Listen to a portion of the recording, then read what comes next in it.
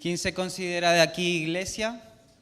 Siempre se habla, ¿no?, que la iglesia de Dios no es la estructura, sino somos nosotros, ¿no? Y igual que en este edificio es súper importante cada parte, ¿no? Las vigas, los pilares, las ventanas. La ventana podría ser Joana, ventana, Ana. Bueno, Joel Horna también, sabemos que es la batería, ¿no? Por ejemplo. Era un chiste, bueno. Es que es temprano, lo entiendo.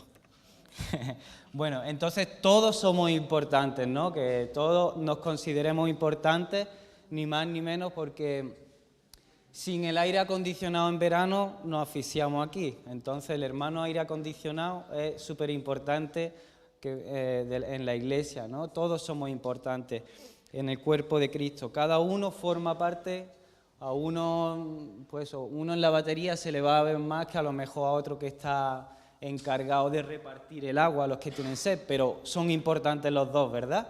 Entonces, te animo a que seas iglesia y que hagas bien tu trabajo, tu servicio hacia Dios, que es lo que queremos, ¿no? No para que se nos vea, sino nuestro servicio a Dios. Y bueno, hoy vamos a hacer un mix. Primero voy a compartir yo, después va a seguir Laura. Y esperemos que esta palabra sea de bendición para ti, que te quedes con, como yo siempre digo, con una perlita que soltemos, a lo mejor de las 3 horas o 4 que vamos a estar aquí, pues a lo mejor que te quedes con, con un minutillo, es broma. Si me conocéis sabéis que yo soy un hombre de pocas palabras, un hombre no un joven, porque hombre suena... Bueno, yo estaba pensando en qué compartir, estábamos hablando Laura y yo en qué compartir, y me fijé en Jesús, ¿no? Cómo era Jesús en sus tiempos, y me di cuenta de, si te pones a leer las historias de Jesús, las parábolas que cuenta, lo sencillo que lo hacía, ¿no? O sea, lo hacía, metía una palabra que la captaban los jóvenes, que lo captaban los entendidos, y aún así los entendidos se quedaban como, ¿qué? ¡Wow! ¿No? Entonces, la sencillez y a la misma vez la profundidad que tenía la palabra de Jesús, pero sobre todo vemos a Jesús con una fe práctica, ¿no? Una fe que llegaba, que tú mirabas y te dabas cuenta de lo que hablaba tenía su respaldo por sus acciones, ¿no? Y creo que en mi vida he visto muchas veces eso, y no sé si te ves tú también reflejado, que muchas veces vivo una fe para callar, o vengo a la iglesia para callar un poquito mi conciencia, ¿no? De las cosas malas que he hecho durante la semana, o de las cosas malas que he pensado durante la semana, ¿no? Y vivo mi fe cristiana para callar un poquito ese gusanillo, ese pepito grillo que tenemos, ¿no? Pues vengo a la iglesia, canto unas canciones, escucho un poquito la palabra, oro y callo un poquito la conciencia, ¿no? Del pecado que estoy cometiendo, o de cómo le grité el otro día a mi mujer, o el puñetazo que le di, bueno, que me dio mi mujer. Entonces, yo veo a Jesús una persona que sobre todo práctica, ¿no? Práctica, como decía yo antes, sencillo, pero a la vez está profundo. No sé si conocéis al teólogo Spurgeon. Dijo, un entendido, un súper teólogo reconocido, ¿no? Y dijo, toda mi teología podría resumirse en 4 palabras. Todo lo que sabe, todo lo que he estudiado, toda la historia, arqueología, todo se podría resumir en 4 palabras. Cristo murió por mí. Sencillo, ¿no? Al final, Dios es el centro, Jesús, ¿no? El camino es Jesús. Y sí, podemos darle muchas vueltas a las cosas, pero al final, Cristo murió por mí. Y eso tiene que estar lleno, impregnado en mi corazón, en mi ser, ¿no? Que el centro sea Jesús y que sepa que aquí el centro y que el Salvador es Jesús, ¿no? Y veo una cosa muy importante que este último tiempo Dios me está hablando. Veo que Jesús contextualizó el mensaje de Dios para nosotros. Veo que al principio Dios da unas leyes, ¿no? unas directrices para nosotros seguir, pero veo que el hombre, el ser humano, siempre se enreda pues lo hace a su manera, ¿no? Nos perdemos, lo hacemos, Dios me dice algo, pero al final pues creamos nosotros otras leyes, ¿no? Para sentirnos, como estaba diciendo yo antes, para sentirnos mejor, para sentir que estoy haciendo algo yo por Dios, que le estoy echando la mano, ¿no? Pero veo a Jesús contextualizando el mensaje de Dios. ¿Alguien sabe lo que significa la palabra contextualizar? Yo la he buscado en el diccionario y dice analizar las circunstancias que permiten comprender algo mejor, ¿no? Sinónimos, porque con los sinónimos siempre lo entendemos mejor. Sinónimos de la palabra contextualizar, pues adaptar, habituar, acomodar, acostumbrar, hacerse, situar. Y esto es algo que yo aprendí muy bien en las misiones, contextualizar el mensaje, ¿no? Porque no es lo mismo hablar de una forma en la cultura española a hablarla no digo por el idioma, sino por la manera de entender que tiene esa cultura, ¿no? En Ecuador era muy diferente, algunas cosas muy diferentes, y tú te tenías que contextualizar el mensaje hacia estas personas, ¿no? Había un misionero que nos contó una vez que decía, era por donde estaban los esquimales, que claro, querían compartir sobre un versículo, no me acuerdo ahora muy bien cuál es la palabra porque se me acaba de venir el ejemplo, pero imagínate que era la miel, ¿no? Pero en ese sitio no hay miel, no hay abejas en el Polo Norte, entonces claro, el versículo que querían ponerlo a su idioma, no podían poner la palabra miel porque la gente no lo iba a entender, no sabían lo que era la miel, entonces tenían que buscar otra palabra parecida para que la gente entendiera el mensaje, ¿no? Real. Entonces veo a Jesús, veo a Dios mandándonos un mensaje, una misión para nosotros, y veo que nosotros empezamos a hacer, no sé, hacer otras cosas o crear ídolos, ¿no? Todo lo que se vio en el Antiguo Testamento. Y veo a Jesús viniendo a la tierra y decir a los fariseos, a los religiosos, a los entendidos de ese momento, que es que te sabían decir todo el texto de la Torá, diciendo, no, es que no es así. Estáis dejando pasar estas cosas y esto es lo importante, ¿no? Que os sepáis tantos versículos de la Biblia no es lo importante es que lo hagáis, ¿no? Que lo traigáis a vuestro corazón, que lo hagáis carne, ¿no? Entonces, quiero que le diga a la persona que está al lado tuya, perdón por todas las veces que te hablé de Jesús y después no actué como Él. Perdón por todas las veces que te hablé de Jesús y después no actué como Él. ¿Es una realidad o no es una realidad? Nos sabemos muchos versículos de carrerilla, como la tabla de multiplicar, ¿no? Nos la sabemos de carrerilla y después no la utilizamos. Entregamos en la frutería un billete y nos devuelven algo mal y nos enteramos porque no hemos multiplicado y no hemos sumado bien, ¿no? Pues a lo mejor tenemos versículos, tenemos cosas en nuestra cabeza de cómo Dios quiere que la hagamos, pero después no la hacemos en la vida cotidiana. Me enfrento a una situación real, o sea, de evadir impuestos, pues o no hacen las cosas bien económicamente, ¿no? Piensa en alguna situación. Y en la Biblia pone no robarás, no robes. Pero espérate, si estoy... Entonces, vamos a hacer carne, ¿no? Vamos a hacer real lo que Jesús nos está enseñando, ¿no? Que todos fallamos muchas veces, que Dios nos dé sabiduría también, ¿no? Entonces, yo quería... Con esto último que le hemos dicho al de que está al lado, no sé si tiene redes sociales, si tiene WhatsApp, si tiene alguna persona que a lo mejor le has dicho alguna vez un versículo. Si se te ocurre a alguien, hazlo, si no, pues no lo hagas. Pero escríbele y dile, perdón por todas las veces que te hablé de Jesús y después no actué como Él. ¿Vale? Para lo que estamos aprendiendo hoy, que lo hagamos carne, ¿no? Que lo hagamos realidad. Debemos tener una vida espiritual real, que Dios nos ayude a contextualizar el mensaje en el lugar donde estamos, ¿no? Que nos ayude Dios. ¿Cómo hago que tu mensaje pueda transmitirlo yo de una forma eficaz, de una forma real, en el entorno en que estoy, ¿no? Vemos la sociedad española, si te fijas, antes se hablaba mucho del catolicismo, ¿no? Lo que predominaba aquí en España era el catolicismo, mucha gente creyente, ¿no? De la Virgen, de los santos y tal, hacía mucho caso a lo que decía el cura, ¿no? Ahora, hoy en día, si vas a una iglesia católica, ¿a quién te encuentras? A 4 abuelillas, ¿no?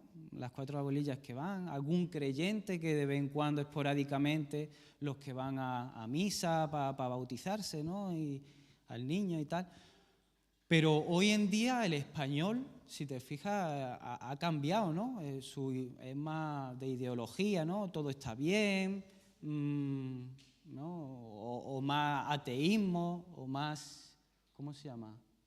Agnóstico, ¿no? Agnóstico, que algo habrá, pero como no tengo suficiente información, pues yo paso, algo pasará, ¿no? Entonces, ¿cómo traemos el mensaje, cómo contextualizamos el mensaje que tenemos a nuestro alrededor, a las personas que tenemos en nuestro trabajo, en nuestro entorno, en nuestro instituto, universidad, ¿no?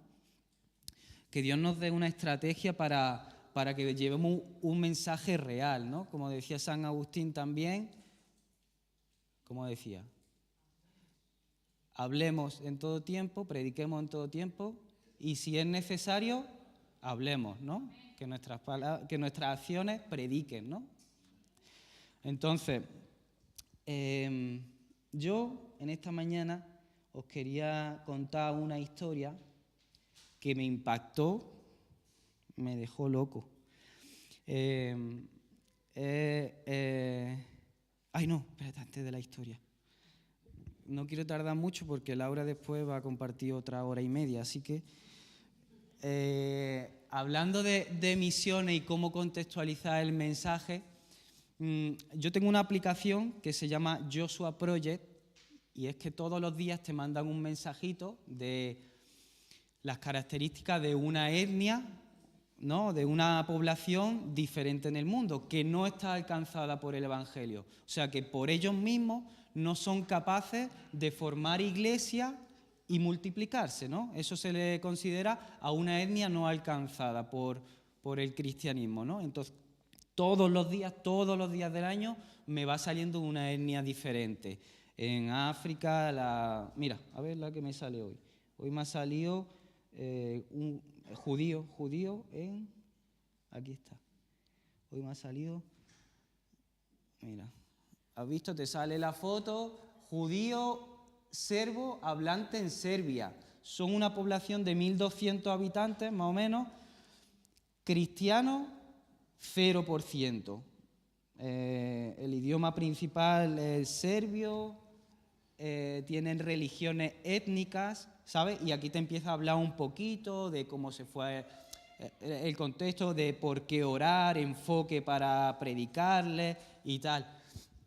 Y yo quería decirte que estemos orando por estas personas, ¿no? Por los pueblos que no están alcanzados, ¿no? Porque hay todavía tanto trabajo por hacer. Fíjate que somos tantas personas y aquí yo me quedé impactado porque tú ibas andando por Colombia, íbamos por Colombia y a lo mejor en la misma calle te encontrabas una iglesia, un localcito, donde había una iglesia pequeñita de 20, 30 miembros. Después seguías andando y te encontrabas la macroiglesia de miles, ¿no? Después otra iglesia de cientos, ¿no? Y te das cuenta que hay mucho evangelio, pero es que hay zonas donde todavía nadie ha escuchado hablar de Jesús. No saben quién es Jesús. Nos contaban una historia muy graciosa que decía que una vez un misionero fue a un pueblo perdido por ahí de Oriente Medio y bueno, pasó tiempo ahí, después se quiso acercar a uno de los aldeanos y le dijo, oye, ¿tú sabes quién es Jesús? Y Jesús, dice, no, aquí no hay ningún Jesús, mira a ver si en el pueblo de al lado hay alguien. ¿Sabes? Estaba súper perdido el pobre. Entonces, es fuerte, ¿no? Personas de la tierra todavía no tengan esa esperanza de vida que da Dios, ¿no? Una esperanza que puede transformar toda tu vida.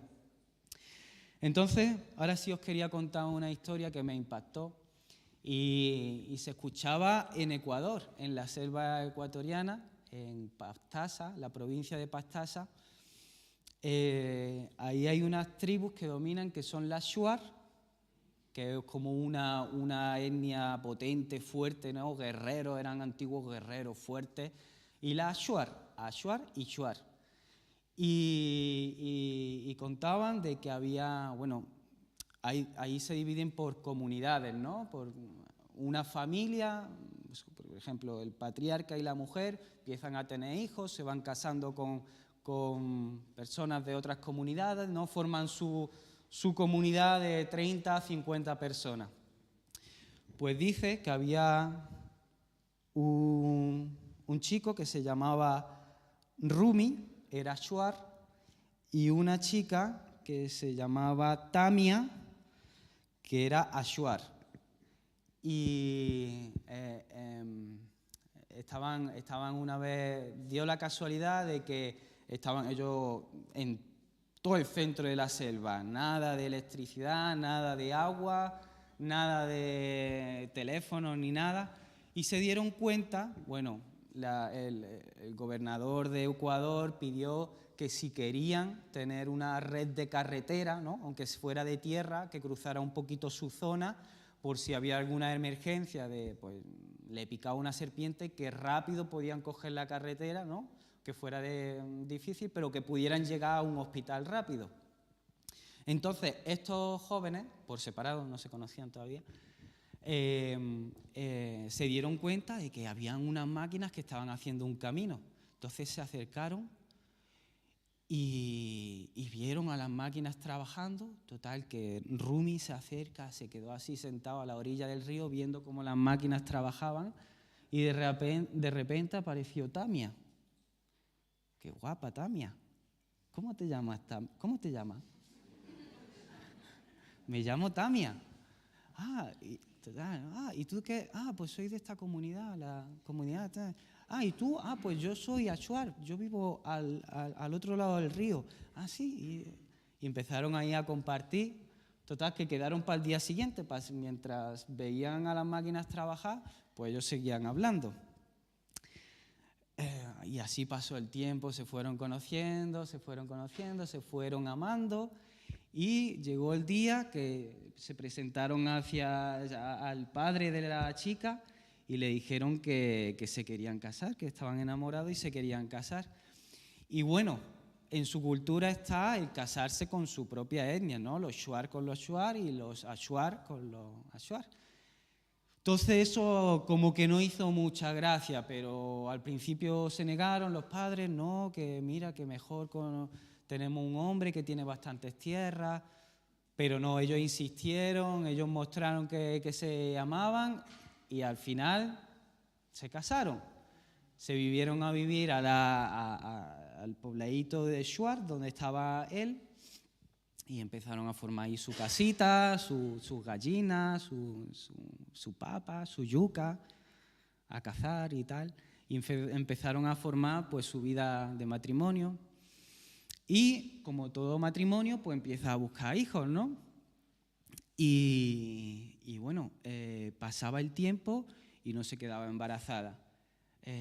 Bueno, no pasa nada, tomemos hierbitas de guachu. Empezaron a tomar nada, no pasaba nada, no se quedaba embarazada, qué raro. Bueno, fueron a la anciana del poblado, mira, que es que llamamos a la cigüeña pero no nos coge el teléfono. Bueno, tómate esta hierbita y mézclalas con agua del río Pastaza a las 3 de la madrugada y vendrán gemelos.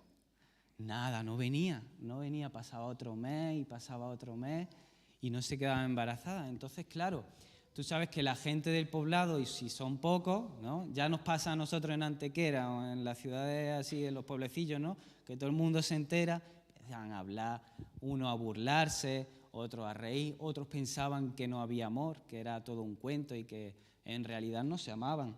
y por eso no venía el bebé.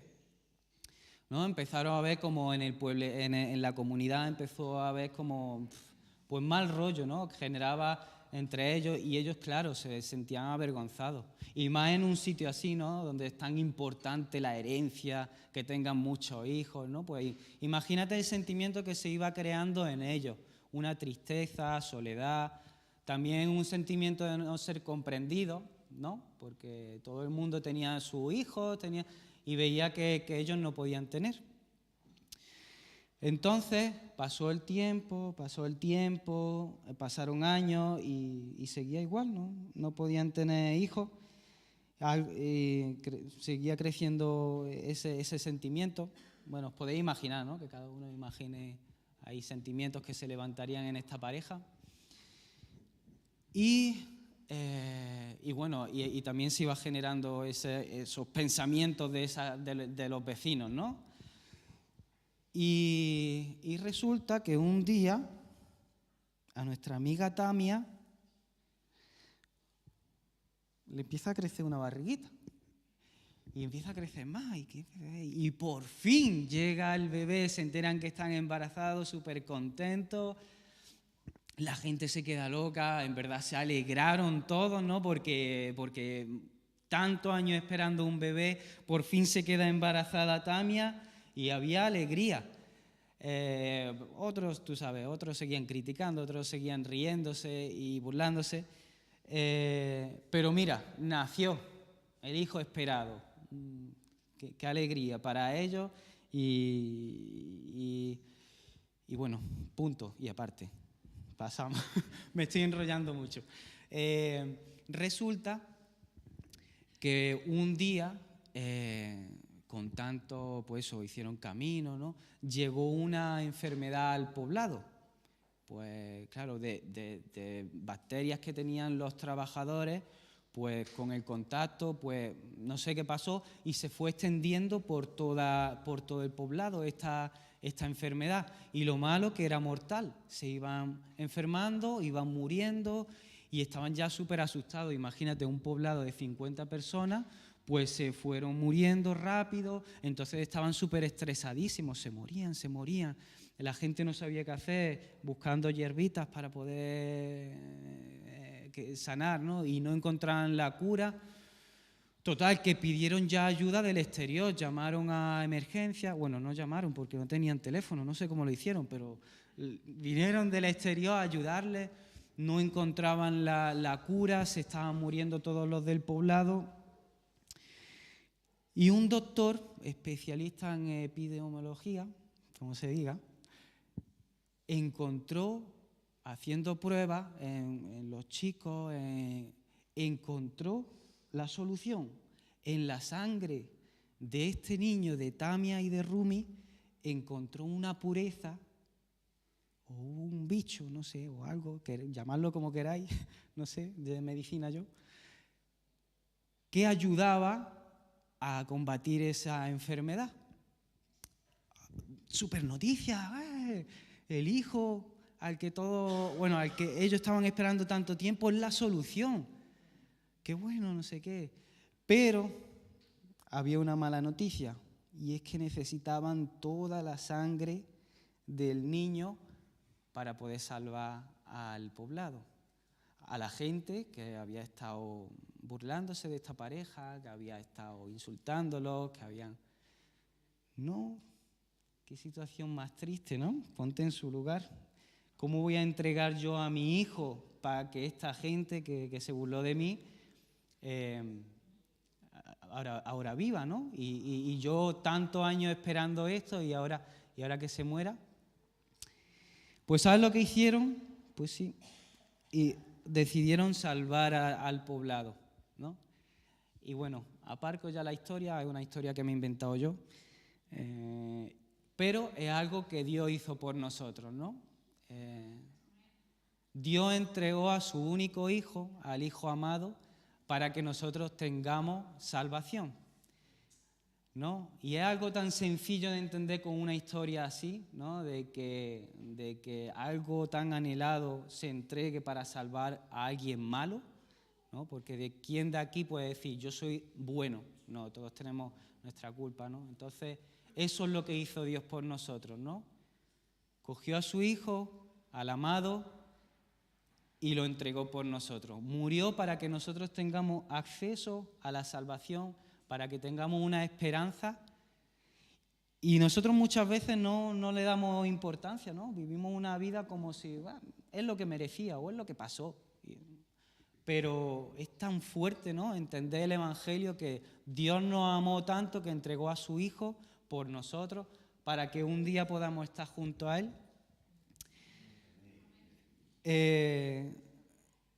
Aquí dice C.S. Lewis, es un escritor muy famoso, dijo: el Hijo de Dios se hizo hombre para que los hombres pudiéramos ser hechos hijos de Dios, ¿no? El Hijo de Dios se hizo hombre para que los hombres pudiéramos ser hechos hijos de Dios. Me encanta esa frase. El mensaje más importante de la humanidad siempre será la muerte y la resurrección de Jesús. La cruz, ¿no?, es la máxima expresión de Dios para nosotros, ¿no?, de amor por nosotros, la máxima expresión de amor por nosotros, lo que hizo. Pero ¿sabes qué? Tomar su cruz cada día es la máxima o una expresión de amor que tú puedas hacer por Dios también.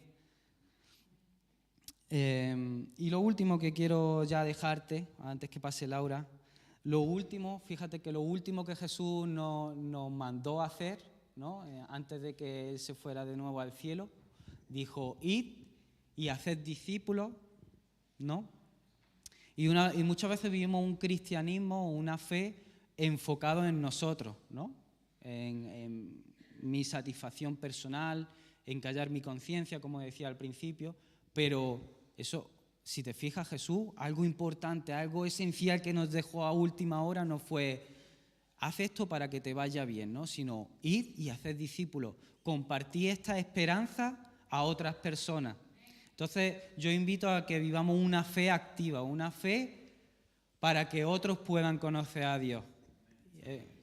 Entonces, ahora que Laura va a pasar, quería dejarte con esta pregunta: ¿para cuántos es fácil vivir una fe activa?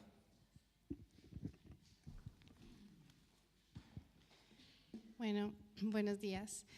Qué buena la historia que ha contado David, ¿verdad? ¿Qué culpa tenía ese niño para tener que pagar un precio tan alto, ¿verdad?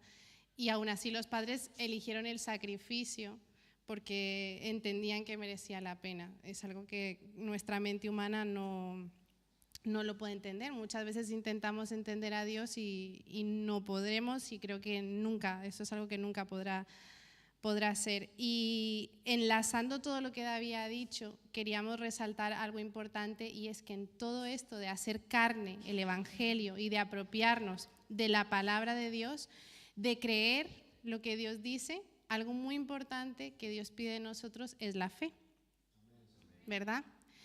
Y yo quería hablaros rápidamente, voy a cronometrarme, ¿vale?, para que luego mi cruz no me diga que me enrollo mucho. Mirar, en la Biblia vemos un montón de historias de hombres y mujeres que dudaron, que cuestionaron, que incluso le reclamaron a Dios y le pedían explicaciones. Por ejemplo, así a modo de lista, vemos desde el principio en el Antiguo Testamento que Abraham dudó cuando Dios le pidió que hiciera algo con su hijo, ¿verdad?, que lo sacrificara, pues lo cuestionó y dudó. David criticó, se enfadó. Muchas veces en los Salmos vemos muchas quejas de David hacia Dios, y una de ellas: Dios mío, ¿cuánto tiempo tengo que aguantar este sufrimiento, ¿no? Jeremías lloró pidiendo a Dios que interviniera para liberar al pueblo de opresión. Habacuc, el profeta Habacuc, cuestionó a Dios varias veces, y él decía: ¿hasta cuándo he de pedir ayuda sin que tú me escuches? O sea, él ya daba por hecho que oraba y que Dios no lo escuchaba. ¿Alguien alguna vez se ha sentido así? No hace falta que levantes tu mano. María y Marta cuestionaron a Jesús, le dijeron: si hubieras llegado antes, Lázaro no estaría muerto. Job se desesperó, aunque en algún momento creyó y se levantó y Dios lo prosperó, en otros momentos él se desesperó profundamente, ¿verdad? Y Jesús mismo lloró ante la tumba de su amigo. Entonces vemos como en muchas ocasiones y a lo largo de la Biblia vemos como la fe de personas ha sido muy golpeada, incluso han tenido encontronazos con Dios. Y no sé si alguna vez tú te has sentido así, alguna vez has tenido dudas, has perdido la fe, te ha faltado la esperanza, te ha faltado el ánimo. No sé si es tu caso, a mí me ha pasado. Pero tenemos algo, y es lo que David decía, tenemos no solamente el sacrificio que Dios ha hecho, que eso es creo que lo más grande, recibir esa salvación de parte de Dios, sino que aparte Él nos deja su palabra, una palabra que es viva, que es eficaz, que sigue funcionando. Menos mal que sigue siendo útil para nuestros tiempos, que no fue solo antes para el pueblo de Israel, no, sigue siendo viva, ¿verdad? Entonces tenemos que apropiarnos de la palabra de Dios, porque es la que nos va a ayudar a hacer frente cuando vengan esos momentos de lucha, ¿verdad? De dificultad, de dudas, de incredulidad. Y hace unas semanas leyendo un libro, encontré una frase, Miriam, la primera, que me gustó mucho y dice: el lamento no es lo contrario de la fe, es como la fe se ve cuando se acerca al dolor. Quiere decir que muchas veces cuando estamos sufriendo o cuestionándonos, porque Dios, la puedes dejar si... se quita sola.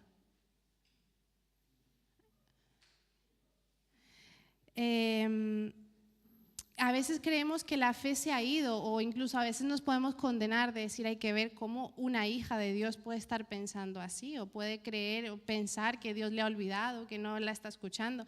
Pero quizás no es que hayas perdido tu fe, es que simplemente tu fe está siendo golpeada y la condición de esa fe está cambiando, pero esa fe está. Entonces nuestro trabajo es cómo voy a avivar esa fe, a activar esa fe que está ahí y que está sufriendo, ¿no? Pero me ha gustado eso, no es lo contrario de la fe, o sea, ese dolor no es lo contrario de la fe, simplemente que es como la manifestación de cómo se ve esa fe cuando está ante una situación difícil, ¿no?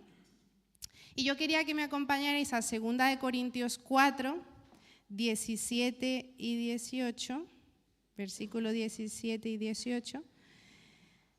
En la versión de Reina Valera dice: porque esta leve tribulación momentánea produce en nosotros una cada vez más excelente y eterno peso de gloria, no mirando nosotros las cosas que se ven, sino las que no se ven.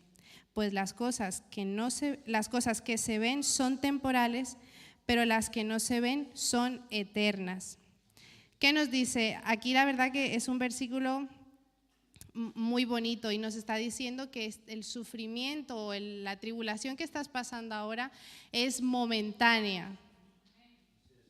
Gloria a Dios, qué bueno, menos mal que es momentánea. Ahora, lo malo es que no sabemos de cuánto estamos hablando. Ese momentánea puede ser una semana, puede ser un mes, puede ser un año, 10. Pero hay esperanza, ¿vale? Aunque sea muy largo, dice, esta tribulación es momentánea. Quiere decir que tiene un fin, no va a ser para siempre. Y dice, las cosas que no se ven son eternas, ¿vale? Esto me habla de que tu fe, mi fe, debe ir más allá de lo que tú estás viendo ahora mismo. Tu fe tiene que ir más allá de lo que estás viviendo ahora mismo. Y quería que me acompañaras también a Romanos 5, Romanos capítulo 5, versículo 3. Versículo 3 y 4. Dice, y no solo esto, está hablando Pablo y el título que tengo aquí en esta versión es Resultados de la justificación. Dice, y no solo esto, sino que también nos gloriamos en las tribulaciones, sabiendo que la tribulación produce paciencia y la paciencia prueba y la prueba esperanza. en el 5 dice, y la esperanza no avergüenza. ¿Sabes por qué no avergüenza? Porque esa esperanza está puesta en Dios y Él no te va a avergonzar, Él no te va a fallar. Porque el amor de Dios ha sido derramado en nuestros corazones por el Espíritu Santo que nos fue dado. Y aquí no sé si sabes el significado de gloriarse. Dice, no solo esto, sino que también nos gloriamos en las tribulaciones. Para alguien es fácil. Gloriarse es sinónimo de alegrarse. ¿Para alguien es fácil alegrarse en el sufrimiento? Que levante la mano. No, ¿verdad? O sea, todo lo contrario. ¿Para quién es difícil alegrarse en el sufrimiento? Es muy difícil. Así que no sé si en lugar de esto, que sería lo suyo, que todos digamos, me glorío en el sufrimiento porque sé dónde está mi esperanza. ¿A algunos no les ha pasado que en lugar de sentirse así, como dice Romanos 5, se han sentido así como esta imagen? ¿La imagen? Que la vi y me encantó. ¿Se puede apagar la luz para que se vea bien? Dice, vemos bien al niño, ¿verdad? Como está ahí, que ha roto en llanto. Y dice, yo, cansado de las situaciones que no me matan, pero me hacen más fuerte. Ya no quiero más fuerza. Cuando la vi, déjala un ratito para que se ríen. Cuando la vi me reí un montón, pero me sentí identificada. Y digo, yo muchas veces me he sentido así. Cuando a lo mejor el hermano de fe ahí de tu iglesia que viene a decirte, ánimo, que las guerras más difíciles van para los soldados más fuertes. Y él te lo dice con una muy buena intención, pero a ti es que no te importa. O sea, lo que te saldría a contestar por educación, te callas y le dices gracias, pero lo que te saldría es, pues eso, es que no quiero ser más fuerte, no me interesa. O sea, la fuerza para otro, yo quiero estar bien, tranquila y... ¿No? ¿Verdad? Vale, entonces, ¿cuántos en lugar de gloriarse en ese sufrimiento se han sentido como ese pobre niño diciendo, ya, por favor, aborta misión, ya no quiero más sufrimiento? ¿Sí? ¿Amén? Vale, pues ¿sabes por qué nos pasa esto? Porque somos humanos y a veces yo he tenido la tendencia de como querer evadirme porque digo, no, es que soy hija de Dios, tengo que tener fe, pero no, es que soy humana y a veces estar así es normal y llorar es normal y Dios me va a entender, no me va a condenar, ¿vale? Entonces es normal que la duda aparezca cuando nuestra fe está siendo golpeada. Y dudas no porque seas una persona poco espiritual, sino porque eres humano. Ya está, por eso dudamos. Ahora, no te quedes ahí, ¿vale? Yo no te estoy diciendo que venga, ahora todo el mundo vamos a... No. No te quedes ahí. La duda es simplemente una respuesta natural a las limitaciones que tenemos aquí en nuestro cerebro. Hay cosas que no vamos a entender por qué han sido así y dudamos. Pero ahora yo no me voy a quedar ahí, ¿vale?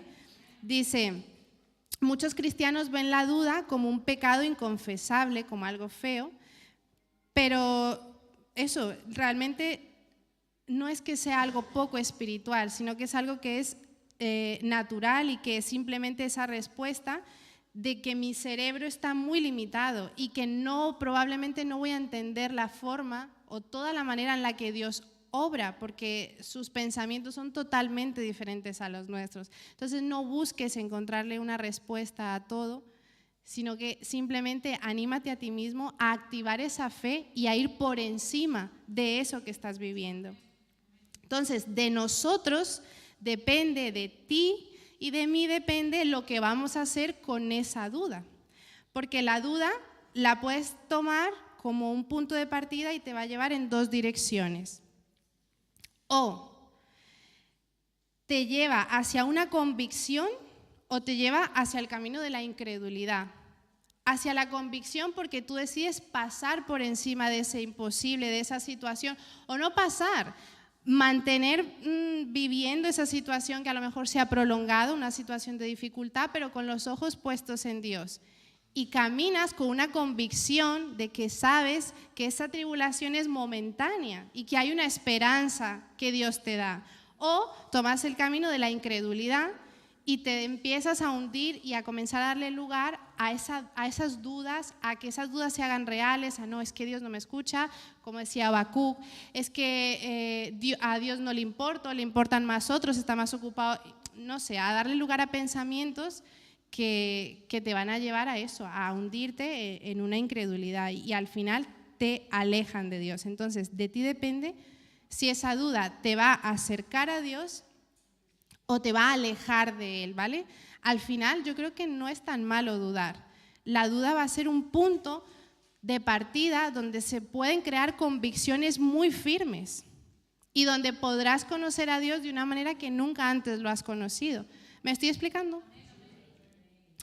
La fe necesita ser probada. Yo si algo estoy aprendiendo en todos estos años es esto. La fe necesita ser probada. Una fe que no es probada no vale la pena ser creída. Y esa frase quería que también Miriam la pusiera y te la quedes. Miriam, ¿la puedes poner? No vale la pena esa. No vale la pena creer en una fe que no es probada. Esa fe probada viene, como decía, cuando vienen situaciones que nos tambalean, que nos mueven el suelo, que vienen cosas que no te esperabas, ¿verdad? Pero yo estoy convencida que necesitamos ser desafiados para que esas creencias que tenemos sean examinadas, incluso que sean renovadas también, para que yo pueda tener una fe que crezca, una fe activa, una fe diferente, una fe madura. Amén. En Santiago 2, de versículo 19 al 20,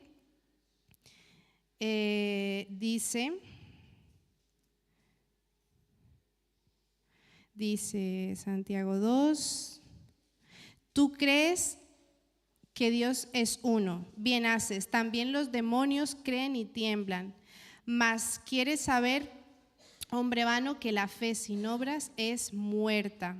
Y el título de aquí, de este capítulo, es así, dice, la fe sin obras es muerta. Entonces, ¿cuál es la diferencia entre tu fe y la fe del diablo, la fe de los demonios? Porque dice, los demonios creen y tiemblan. También creen. Entonces, tiene que haber una diferencia. Mi fe tiene que ir acompañada de actos, de hechos, tiene que estar activa. No puede ser una fe que se quede ahí quietecita, no, ya está, yo confío en Dios y ya Él se encargará, y después vas por ahí como alma en pena, esperando a que Dios haga el milagro. Y aquí es donde me quería centrar, que te quiero animar a que tengas un corazón abierto a la manera en la que Dios pueda actuar, porque sabes que es muy probable que la forma en la que Dios quiera obrar en tu vida no sea la forma en la que tú esperas. Entonces, abre tu corazón a ese trato de Dios, aunque no nos guste, que probablemente no te va a gustar, pero abre tu corazón. Él sabe qué es lo mejor para ti, ¿vale?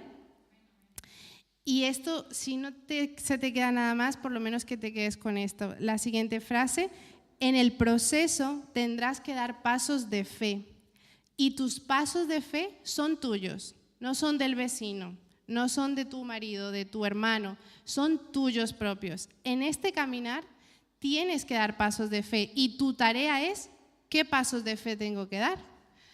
Antonio, ¿qué pasos de fe tienes que dar? Sara, ¿qué pasos de fe tienes que dar?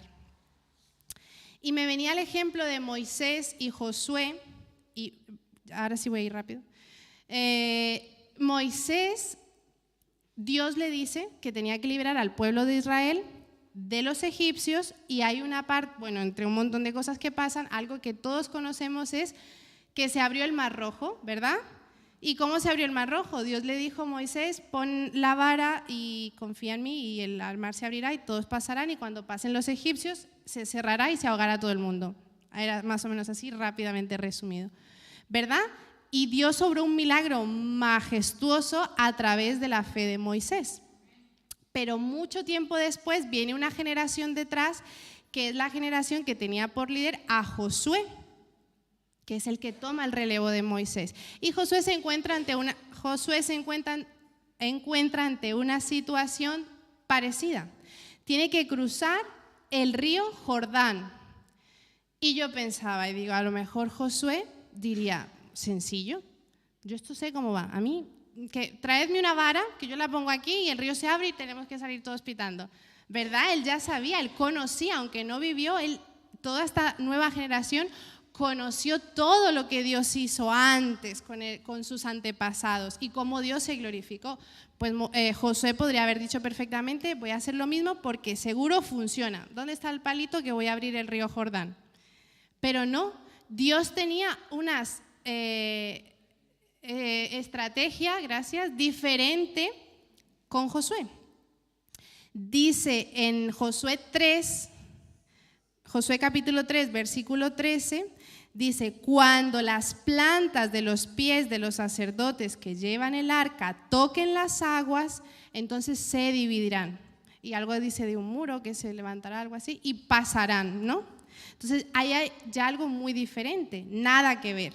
Quiere decir que Josué tenía que experimentar su propio desafío de fe y tenía que dar sus propios pasos de fe, totalmente diferentes. Entonces la pregunta es, ¿cuáles son los pasos de fe que tú tienes que dar en la situación en la que estás? Dice 2 Corintios capítulo 5, versículo 7, que por fe andamos y no por vista. Qué bonito suena, ¿verdad? Pero ¿lo hacemos? La mayor parte del tiempo, ¿andas por fe o andas por vista? Así, ¿no? Así. A veces necesitas evidencias para poderte mover, ¿verdad? ¿Cuántos necesitan meter el dedo? Cuando Tomás, ¿no? El que dijo a Jesús, pues por fe andamos y no por vista. ¿Sabes una cosa? Hay una gran diferencia en una fe activa y una fe simple. Y es que la fe activa nos dice, da el paso aunque no veas el camino completo.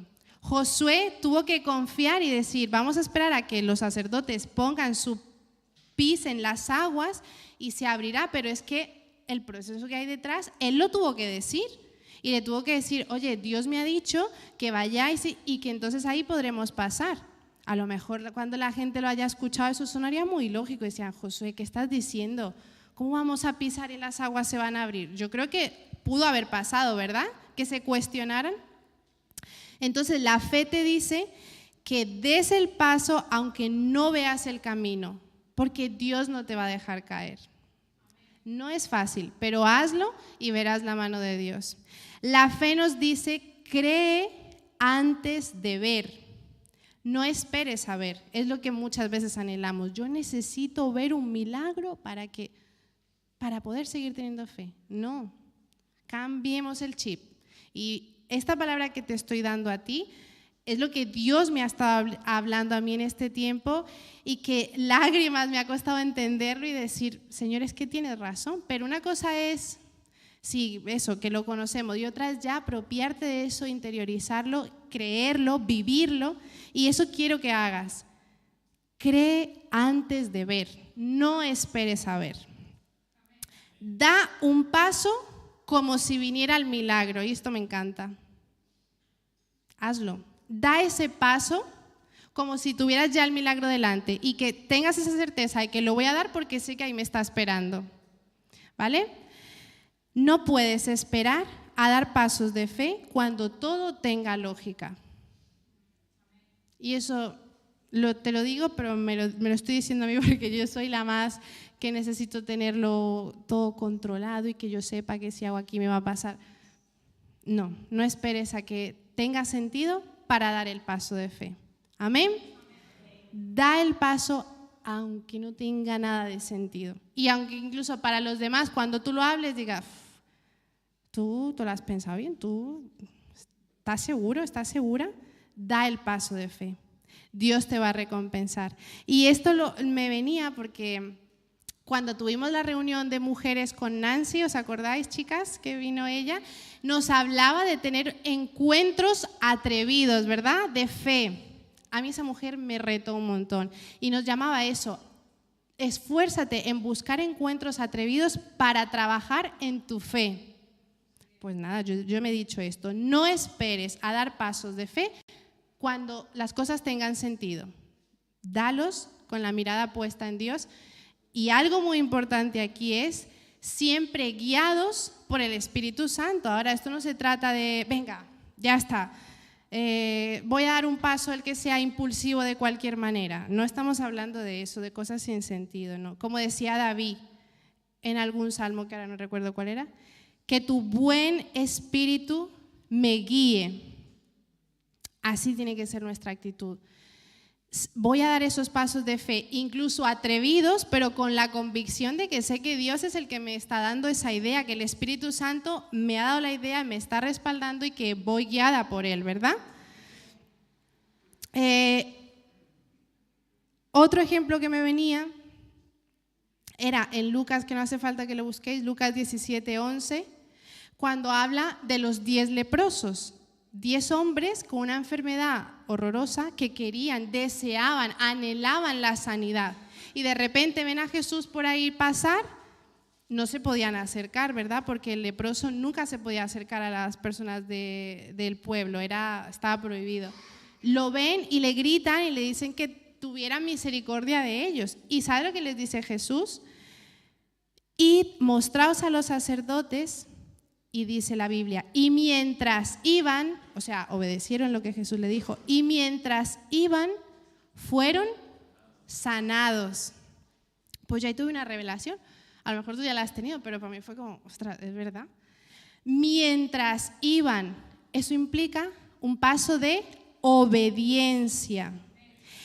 Era la condición de estos leprosos para sanarse, era la obediencia. Entonces puede ser que a ti Dios te esté pidiendo algo y tú tengas que tomar ese paso, obedecer, y entonces verás la gloria de Dios, verás la respuesta que estás esperando de parte de Dios.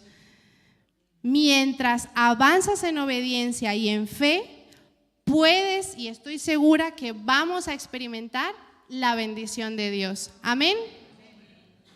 Yo te animo a eso. Avanza en obediencia y en fe. Dios te va a sorprender. A veces el milagro es un proceso, no ocurre de manera inmediata. ¿A cuántos le gusta lo express? El microondas. La comida esa que pones a calentar y ya está lista para… ¿A cuántos le gusta? ¿Solo a nosotros 4? A todos, ¿no? Lo rapidito nos gusta, ¿verdad? Bueno, pues siento decirte que hay veces que el milagro es un proceso y no ocurre de manera inmediata.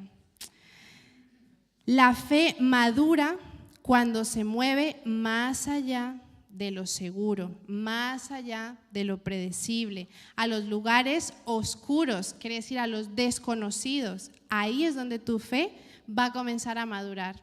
Y quizás puede ser que Dios te quiera llevar a eso y esta situación sea ese trampolín para que Dios pueda trabajar en tu fe.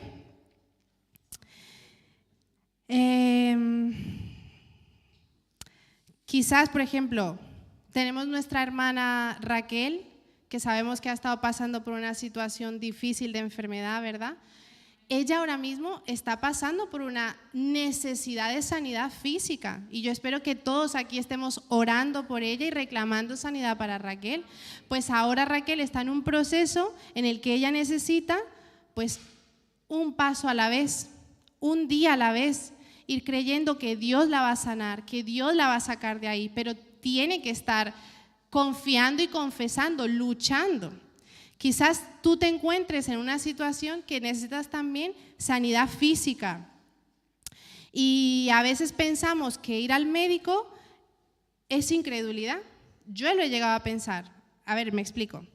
En una enfermedad concreta, puedes pensar que Dios te puede sanar. Amén. Dios nos puede sanar de enfermedades difíciles.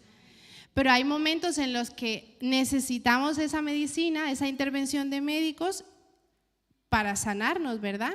Y no es que yo ponga mi fe en el doctor o en el tratamiento de la quimioterapia o en el tratamiento de la endometriosis. Yo pongo mi fe en Dios, que es el que está cuidando todo lo que está detrás. Y eso implica también mis pasos de fe. Quizás tus pasos de fe en tu situación de enfermedad sea ir al médico. ¿Por qué no? Ese puede ser un paso de fe, buscar esa ayuda. A lo mejor tu paso de fe sea encerrarte en una habitación y orar y ayunar 40 días y 40 noches. Puede ser ese tu paso de fe. O a lo mejor tu paso de fe sea ir al vecino, a la persona que Dios te ponga y decirle, toma, Dios me ha dado esto para ti y no sé lo que Dios te esté pidiendo a ti.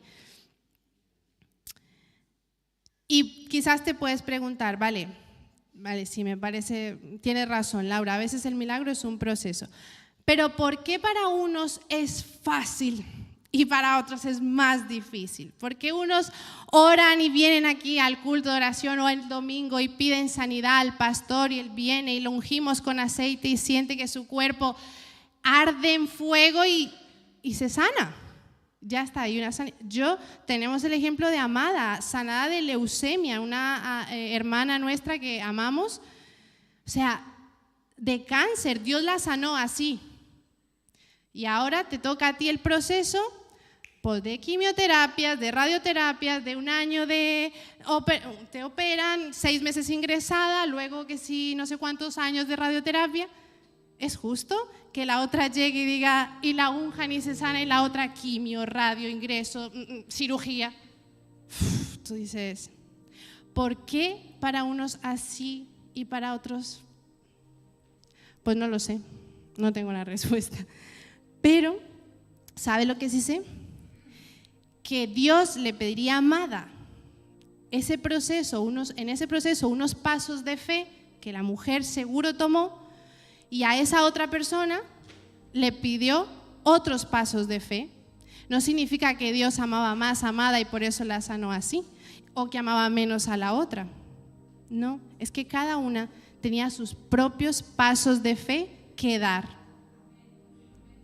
La respuesta no la tengo, porque esa pregunta la he hecho porque yo me la he hecho muchas veces y se la he dicho a Dios así de veces. El pobre estará cansado. Laura, hija, ¿cómo te lo explico ya? Lo tengo ya. Porque es verdad, yo soy muy preguntona y por ahí alguno dice que soy muy peleona. Puede ser. Entonces, yo no tengo la respuesta, no lo sé. Pero Dios sí sabe por qué permite las cosas en tu vida y para qué. Solamente pregúntate, ¿qué paso de fe tengo que dar para ver ese milagro? ¿Qué tengo que hacer para recibir mi milagro? Y quizás tú puedes decir, mira, es que yo lo he hecho todo. He ayunado, he hecho guerra espiritual, he roto maldiciones. A mí todo esto me encanta. He declarado la palabra de Dios con fe como nadie. Y no pasa nada. Y pasan los años y yo sigo creyendo y no pasa nada. Ya lo he hecho todo, ya. Y entras en esa desesperación de, es que ya estoy hartita, ya lo dejo, me da igual todo. Yo me he sentido así. Pero puede ser que estés en el momento en el que en tu mundo natural tienes que hacer algo para que venga el milagro. Vale, habrás ayunado, habrás orado, vamos, lo que no.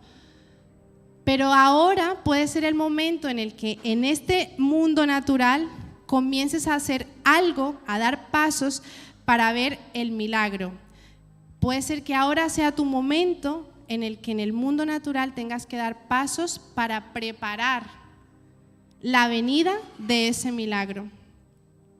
¿Amén? ¿Me estáis entendiendo? Yo me siento ahora mismo así.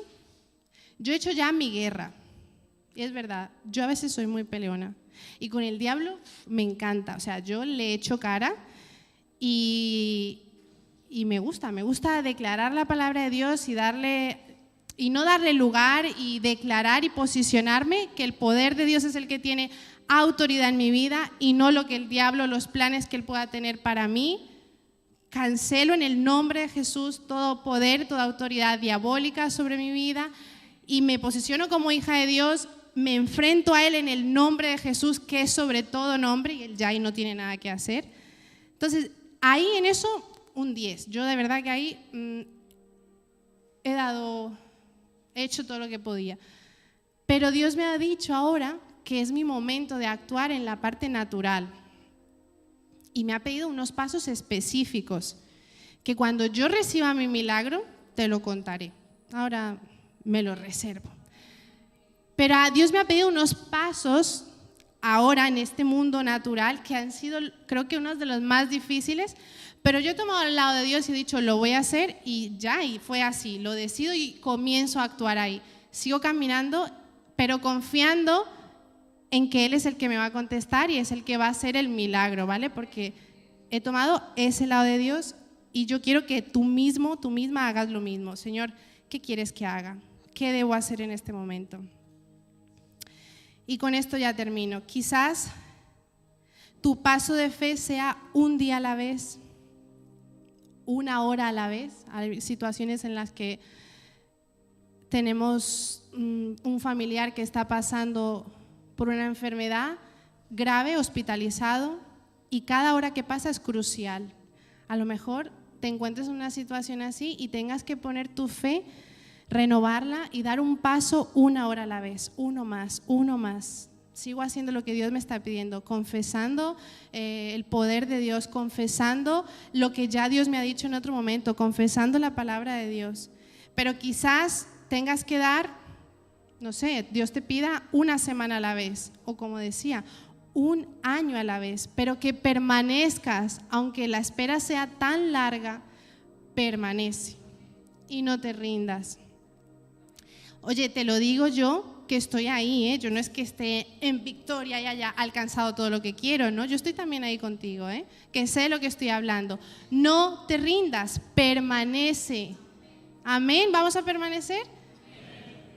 Dale una patada a la duda o cógela como una convicción de que eso va a ser simplemente un escalón para acercarme a Dios, para tener convicciones más firmes y sigue avanzando.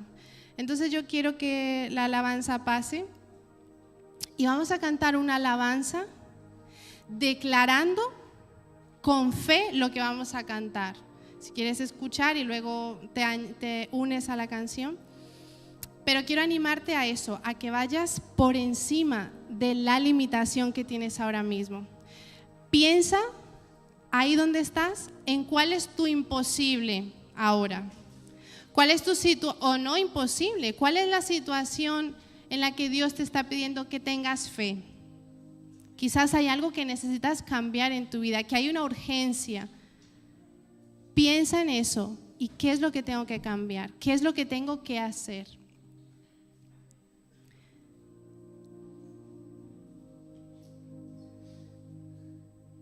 Como quieras, puedes estar sentado, puedes ponerte de pie, pero yo sí creo que, como David decía, es súper importante la fe en nuestro caminar cristiano para hacer carne el evangelio, para hacer carne lo que dice su palabra, y para cuando yo vaya a predicar, cuando vaya a compartir la palabra de Dios a alguien, tenga poder, sea efectivo, porque no sirve de nada, las palabras se van, pero el poder, lo que está detrás, la convicción, eso se mantiene, ¿vale?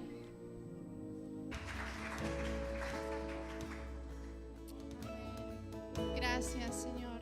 Nos vamos declarando esto, Señor. Seguimos creyendo que tú eres milagroso y que tú vas a abrir caminos, Señor. Y aún más, que aunque no vea, tengo la convicción de que tú estás obrando, Señor. Yo te animo a que tú te vayas de aquí con esa convicción. Aunque no pueda ver, sé que tú estás obrando. Amén. Amén. ¿Lo crees? Amén. Pues vamos con esa convicción en el nombre de Jesús.